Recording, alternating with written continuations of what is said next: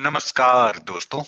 स्वागत है आपका हमारे आज के पॉडकास्ट में, जहां हम एक और प्रेरणादायक और गहरे विचारों से भरी किताब के बारे में बात करेंगे। ताओ ते चिंग।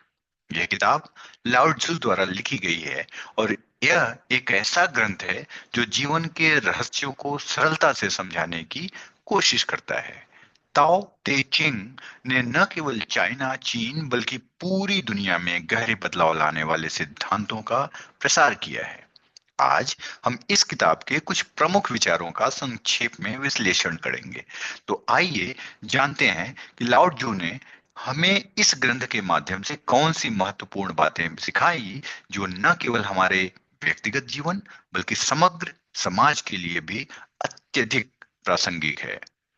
ताओ ते चिंग एक चीनी ग्रंथ है जो लाओ त्सु द्वारा रचित माना जाता है। इसमें जीवन, नेचर और ब्रह्मांड के संबंध में गहरे और रहस्यमय विचार व्यक्त किए गए हैं।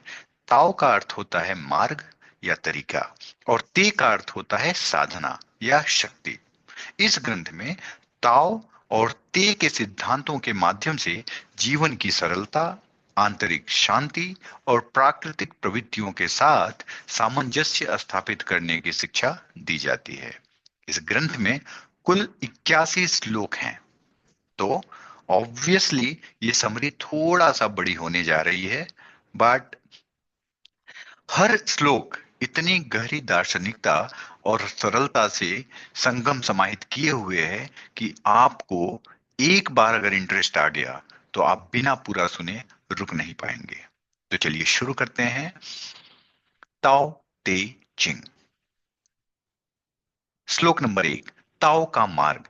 ताओ ते चिंग का पहला और सबसे महत्वपूर्ण सिद्धांत यह है कि जीवन को एक प्राकृतिक और सहज तरीके से जीना चाहिए। ताओ यानी मार्ग वह शक्ति है जो सृष्टि के हर पहलू को कंट्रोल करती है। इनके अनुसार हम प्रकृति के साथ तालमेल बनाकर जीवन जीना चाहिए। चैप्टर नॉट चैप्टर श्लोक 2, विनम्रता और सादगी। लाओ त्सु के अनुसार सादगी और विनम्रता जीवन का आधार होना चाहिए। हमें अपनी इच्छाओं और अहंकार को नियंत्रित करने की कोशिश करनी चाहिए। वो कहते हैं कि जैसे जैसे हम अपनी इच्छाओं को कम करते हैं, वैसे वैसे हमारे भीतर शांति और संतुलन आता जाता है। इनके अनुसार विनम्रता में ही महानता छिपी होती है। श्लोक 3, अहंकार का त्याग। ताओ ते चिंग में अहंकार और अत्यधिक महत्वाकांक्षा को जीवन के सबसे बड़े अवरोधों में से एक माना गया है। लाओ त्सु का कहना है कि अहंकार हमें हमारी असली पहचान से दूर कर देता है और जीवन को उलझन में डालता है। जब हम अपने भीतर के अहंकार को खत्म कर देते हैं, तो हम अधिक सामंजस्य और शांति पा सकते हैं। समानता और संतुलन। लाओ त्सु के अनुसार संतुलन और समानता जीवन के सबसे महत्वपूर्ण सिद्धांतों में से एक हैं। वो मानते थे कि हर चीज का अपना समय और स्थान होता है और हमें जीवन में हर परिस्थिति में संतुलन बनाए रखना चाहिए। न तो अत्यधिक सफलता में हमें खुश होना चाहिए और न ही विफलता में हमें निराश। पांचवा, प्राकृतिक प्रवृत्तियों के साथ सामंजस्य। लाओ त्सु का मानना है कि हमें जीवन के प्राकृतिक प्रवाह के साथ चलना चाहिए। जब हम प्रकृति के साथ तालमेल रखते हैं, तो हम अपने जीवन में अधिक शांति और संतुलन पा सकते हैं। नंबर 6, नेतृत्व और शक्ति। ला लाओ त्सु के अनुसार सबसे अच्छा नेता वो होता है जो बिना किसी दबाव के अपने लोगों को मार्गदर्शन करता है। वह लोगों को स्वतंत्रता देता है और कभी भी अपनी शक्ति का दुरुपयोग नहीं करता। सातवां, कर्म और प्रतिक्रिया। लाओ त्सु का कहना है कि हर क्रिया का एक परिणाम होता है, लेकिन हमें परिणामों से जुड़ी उम्मीदों को छोड़ देना चाहिए। हमें अपने कर्मों को निष्कलंक और स्वच्छ हृदय से करना चाहिए, बिना किसी भव्य पुरस्कार की उम्मीद के। आठवां, साधुता और स्वाभाविकता। ला लाओ त्सु का मानना है कि हमें जीवन में स्वाभाविकता को अपनाना चाहिए। जो व्यक्ति स्वाभाविक रूप से जीवन जीता है, वह बिना किसी संघर्ष या मानसिक तनाव के शांतिपूर्ण और संतुलित जीवन जीता है। 9, अनियंत्रण और शांति। लाओत्जू ये मानते थे कि अगर हम अपनी इच्छाओं और आवश्यकताओं को अनियंत्रित रूप से बढ़ाते हैं तो जीवन में अधिक संघर्ष और तनाव उत्पन्न होते हैं। उनका कहना था कि संतुलित और नियंत्रित जीवन ही हमें वास्तविक शांति प्रदान करते हैं। जब हम अपनी इच्छाओं को नियंत्रित करते हैं तो हम बाहरी दुनिया के शोर और व्याकुलता से मुक्त होते हैं। नंबर 10, ध्यान और आत्मज्ञान। ध्यान और आत्मज्ञान जीवन के सबसे गहरे और महत्वपूर्ण पहलू हैं। ध्यान वो साधना है जिसके माध्यम से हम अपने मन और आत्मा को शांति और संतुलन से जोड़ते हैं। लाओत्जू के अनुसार जीवन में बाहरी उत्तेजनाओं से बचकर केवल अपनी आंतरिक स्थिति पर ध्यान केंद्रित करने से हम आध्यात्मिक उन्नति की ओर बढ़ते हैं। 11वां, कर्म और उसका फल। लाओत्जू के अनुसार कर्म और उसका फल जीवन के मूलभूत सिद्धांतों में से है। हर कर्म का एक परिणाम होता है, लेकिन लाओत्जू का मानना है कि हमें किसी भी परिणाम की अपेक्षा नहीं करनी चाहिए। नंबर 12, विश्वास और संतोष। लाओत्जू के अनुसार हमें विश्वास और संतोष को जीवन में अपनाना चाहिए।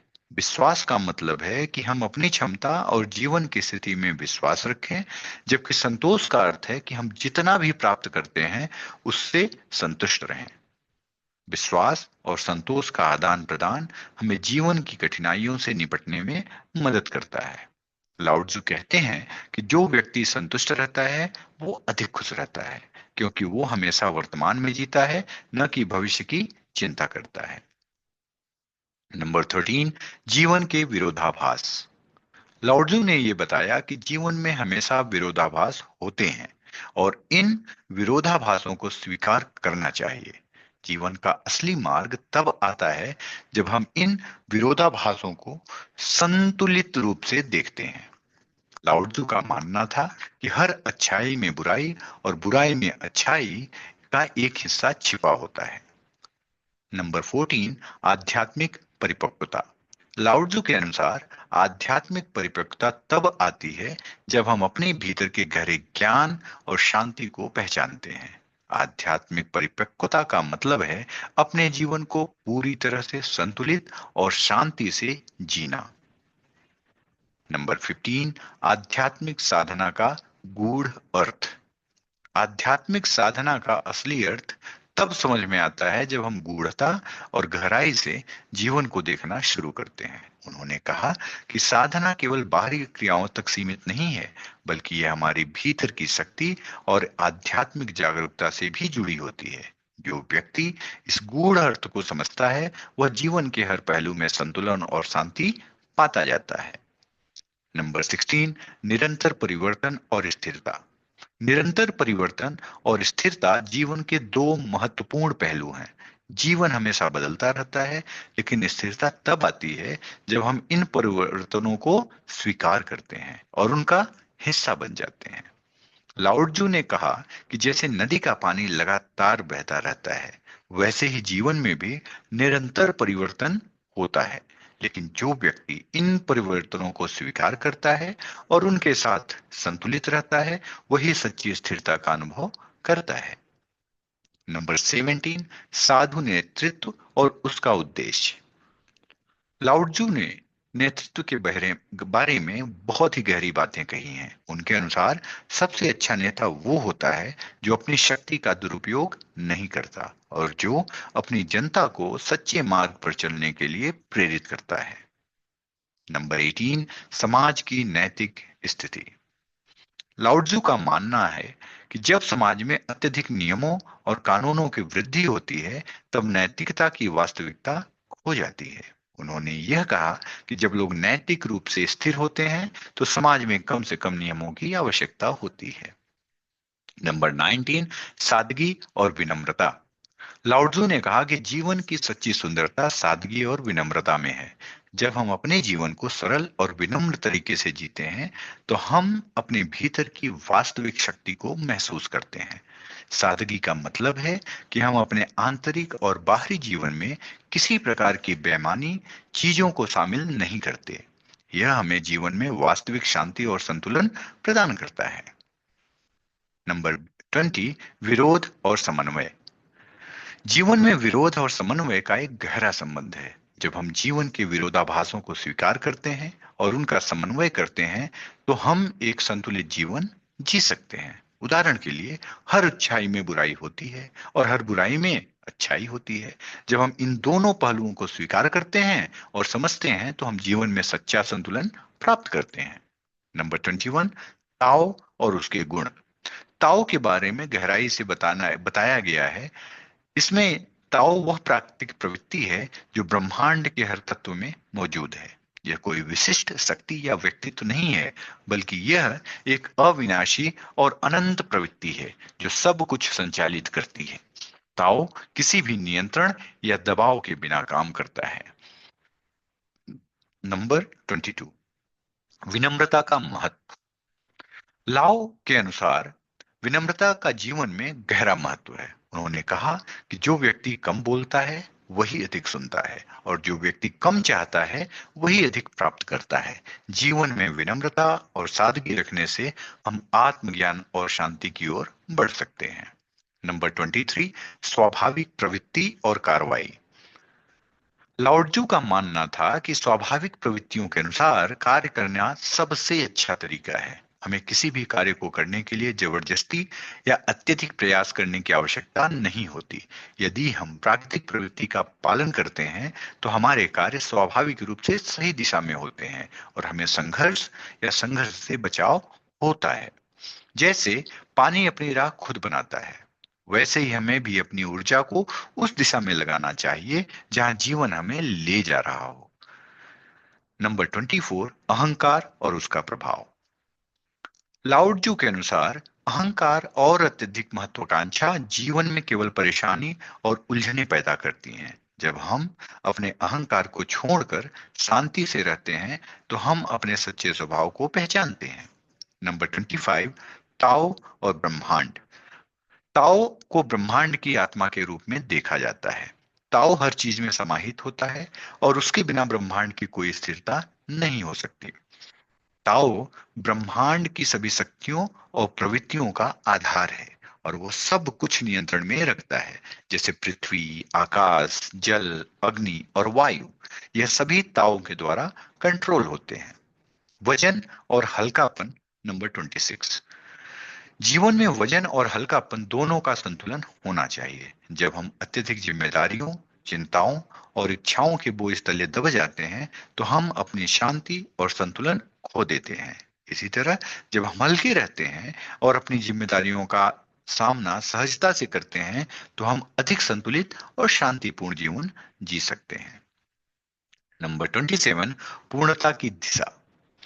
पूर्णता तब प्राप्त होती है जब हम जीवन को स्वाभाविक तरीके से जीते हैं और किसी भी प्रकार के तनाव या अनावश्यक प्रयास से बचते हैं। जो व्यक्ति अपने कार्यों में पूरी तरह से सावधान और स्वाभाविक रहता है, वह अंततः जीवन की पूर्णता को महसूस करता है।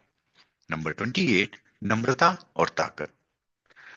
लाओ लाओत्जू का कहना था कि सबसे मजबूत व्यक्ति वही होता है जो नम्र और शांत रहता है। नंबर 29, अतिक्रमण और संतुलन। अतिक्रमण या अत्यधिक प्रयास जीवन में समस्याएं पैदा करता है। जब हम किसी चीज को ज्यादा पाने की कोशिश करते हैं, तो हम स्वाभाविक संतुलन से बाहर हो जाते हैं। नंबर 30, शक्ति का सही उपयोग। जो व्यक्ति सच्ची शक्ति रखता है, वह अपनी शक्ति का उपयोग केवल नम्रता और दया के साथ करता है। वह किसी पर भी दबाव नहीं डालता। सच्चा नेता अपनी शक्ति को हिंसा और बल से नहीं, बल्कि समझ और शांति से व्यक्त करता है। नंबर 31, युद्ध और अहिंसा। युद्ध और हिंसा के बारे में केवल कमजोरी और असंतुलन का परिणाम ही युद्ध और हिंसा में आता है।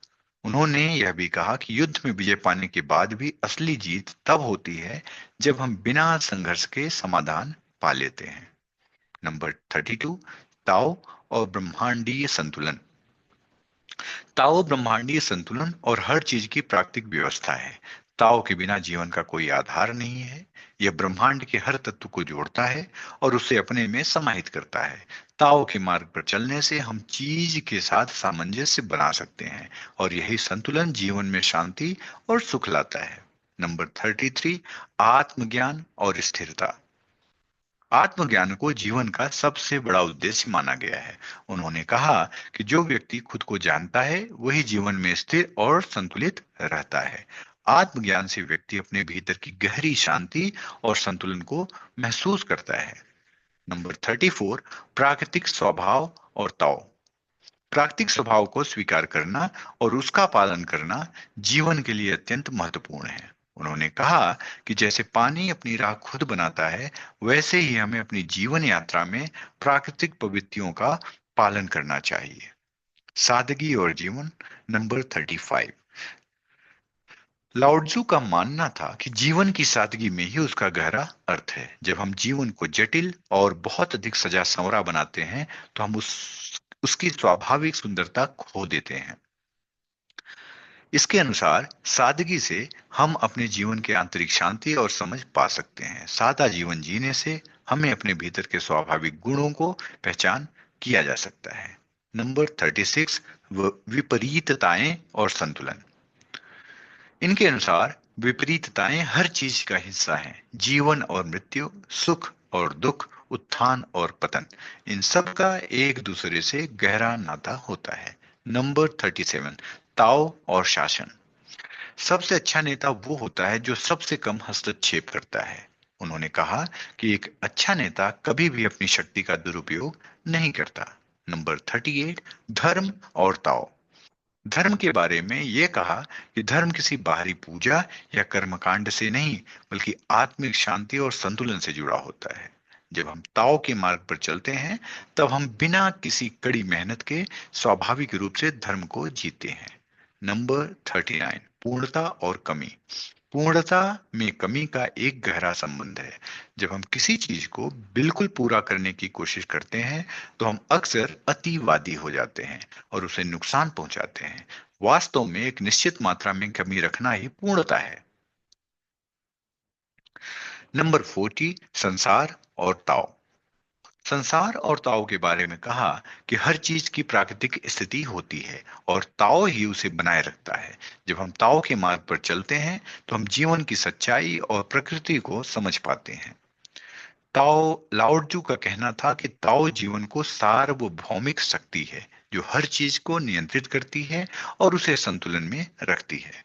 हम अपनी इच्छाओं और प्रयासों को नियंत्रित करते हैं और ताओ के मार्ग पर चलते हैं, तभी हम सही दिशा में आगे बढ़ते हैं। नंबर 41, ज्ञानी व्यक्ति वह होता है जो अपनी ज्ञान की सीमा को समझता है। उसे ये पता होता है कि वह सब कुछ नहीं जान सकता और यही उसे सच्चे ज्ञान की ओर मार्गदर्शित करता है। नंबर 42, सर्वव्यापकता और ताओ। ताओ सर्वव्यापक है, यह हर जगह है, लेकिन इसे हम तभी समझ सकते हैं जब हम आत्मिक शांति से परिपूर्ण होते हैं। ताओ का मार्ग आध्यात्मिक है और जो व्यक्ति इस मार्ग पर चलता है वह जीवन के सभी पहलुओं को समझता है। नंबर 43, ताओ का प्रभाव। ताओ का प्रभाव इतनी सूक्ष्मता से कार्य करता है कि हम इसे सीधे महसूस नहीं करते, लेकिन यह हर चीज पर अपना प्रभाव डालता है। ताओ का मार्ग प्राकृतिक और नम्र होता है और वह बिना शरीर के जीवन को मार्गदर्शन करता है। नंबर 44, संपत्ति और आत्मा।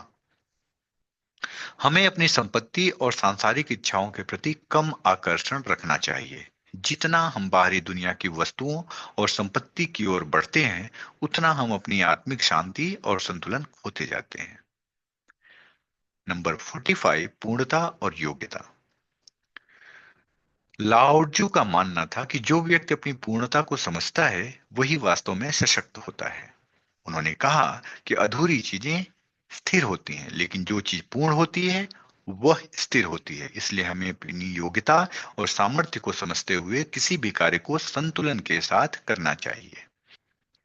नंबर 46, संतुलन और सफलता। नंबर 47, स्वतंत्रता और जीवन का मार्ग।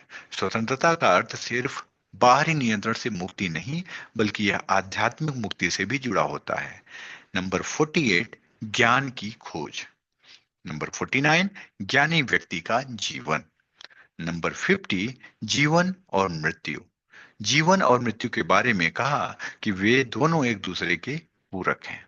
नंबर 51, ताओ की शक्ति। नंबर 52, आध्यात्मिक दृष्टिकोण। नंबर 53, साधन और उद्देश्य।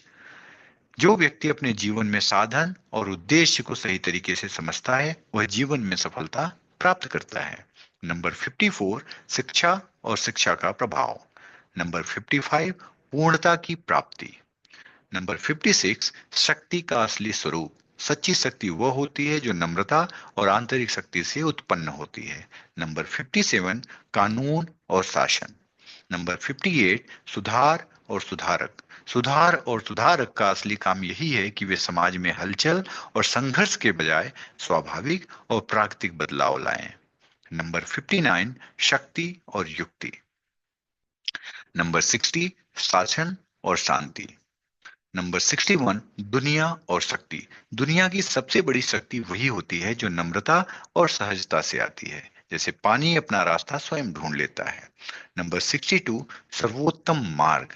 लाओत्जू ने कहा कि सर्वोत्तम मार्ग वह है जो प्राकृतिक, नम्र और स्वाभाविक होता है। यह मार्ग हमें बिना किसी संघर्ष के अपने उद्देश्य तक पहुंचाता है। नंबर 63, सफलता का मार्ग। सफलता का अच्छा मार्ग वो होता है जिसमें हम साधारण, स्वाभाविक और नम्र तरीके से कार्य करते हैं। सफलता कड़ी मेहनत या बड़ी योजनाओं से नहीं आती, बल्कि यह उस व्यक्ति के स्वाभाविक प्रयासों से आती है जो बिना किसी दबाव के अपने जीवन को संतुलित रूप से जीता है। 64, शांति और सरलता। 65, ज्ञान और समझ। नंबर 66, प्राकृतिक संतुलन। नंबर 67, सच्ची शक्ति। और नंबर 68, शक्ति और परिष्कृत नेतृत्व। 69, युद्ध और संघर्ष। 70, ज्ञान का रहस्य। 71, अज्ञानता और ज्ञान। अज्ञानता को समझना ही असली ज्ञान है। 72, आत्म समझ और आत्म प्रकृति। 73, साहस और संघर्ष। साहस और संघर्ष केवल तब प्रभावी होते हैं जब उनका प्रयोग सही तरीके से किया जाए। अगर हम जीवन में संघर्षों और कठिनाइयों का सामना करने के लिए अपनी प्राकृतिक प्रवृत्तियों का पालन करते हैं, तो हमें आत्मविश्वास और स्थिरता मिलती है। 74, सहनशीलता और संवेदनशीलता। सहनशीलता और संवेदनशीलता हमारे जीवन को अधिक सशक्त और शांतिपूर्ण बना सकती हैं। जब हम बाहरी दुनिया के प्रभावों को स्वाभाविक रूप से स्वीकार करते हैं और उनका सामना करते हैं, तो हमें जीवन में अधिक संतुलन और शांति मिलती है। 75, धन और सुख। धन और सुख जीवन के असली उद्देश्य नहीं है। हमें अपने जीवन के उद्देश्य और संतुष्टि को आंतरिक शांति और आध्यात्मिक विकास में ढूंढना चाहिए, न कि भौतिक वस्तुओं और धन में। नंबर 76, जीवन और मृत्यु। नंबर 77, दृष्टिकोण और संतुलन। जीवन में दृष्टिकोण और संतुलन का महत्व बहुत ही ज्यादा है। जब हम किसी स्थिति को नम्रता और धैर्य से देखते हैं, तो हमें अधिक संतुलन मिलता है। 78, आध्यात्मिक शक्ति। आध्यात्मिक शक्ति केवल अंदर से आती है और इसे बाहरी दुनिया से प्राप्त नहीं किया जा सकता। उन्होंने कहा कि जो व्यक्ति आत्मज्ञान और आध्यात्मिक समझ प्राप्त करता है, वह जीवन में हर स्थिति में संतुलित रहता है। नंबर 79, क्षमा और समझ। लाओत्जू के अनुसार क्षमा और समझ जीवन में शांति और संतुलन बनाए रखने के लिए अत्यंत महत्वपूर्ण है। जब हम किसी गलती होने पर क्षमा कर देते हैं, तो हम न केवल दूसरे व्यक्ति को मुक्त करते हैं, बल्कि अपने भीतर की आध्यात्मिक शक्ति को भी बढ़ाते हैं। नंबर 80, देश और राज्य।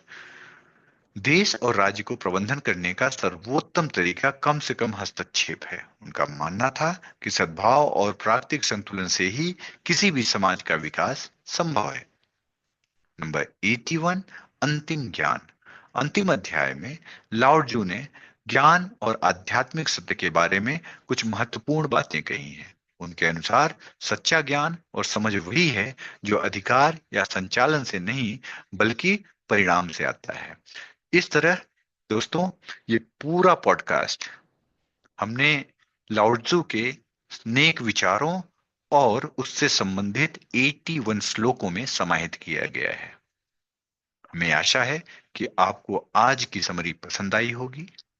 अगर आपको लगता है कि ऐसी ही किताबें आपके लिए और उपलब्ध कराई जाएं, तो मेरा आपसे निवेदन है कि आप इस चैनल को सब्सक्राइब करें, ज्यादा से ज्यादा लोगों के साथ शेयर करें, और फिर किसी एक और अधिक बहिष्कृत किताब के साथ आप लोगों के सामने शामिल होंगे।